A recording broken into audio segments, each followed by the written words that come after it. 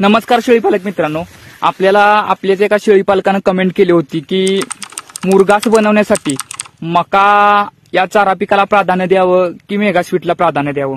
आता जर तसं पाहिलं तर तुम्हा सर्वांना माहितच आहे की मका हे एकदल वर्गातील चारा पीक आहे आणि मका हे चारा पिकांचा राजा आहे, कारण मकेमध्ये प्रोटीन सोर्स जास्त आहे। आणि विशेष करून शास्त्रीय पद्धतीने जर आपण पाहिलं तर मुरघास बनवण्यासाठी हे पहिल्यापासून मकेलाच तुम्हाला प्राधान्य दिलं गेलं पाहिजे, कारण मकेचा मुरघास हा उत्तम बनतो।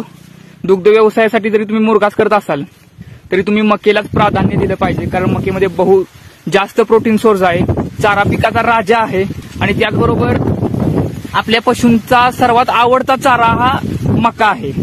त्यामुळे तुम्ही मुरघास बनवण्यासाठी मकेलाच प्राधान्य दिलं पाहिजे। तर मुरघास नक्की कसा बनवायचा, बंदिस्त शेळीपालनामध्ये मुरघास संकल्पना काय आहे या संदर्भात आपल्या YouTube चॅनलवरती सविस्तर विस्तृत व्हिडिओ आहे।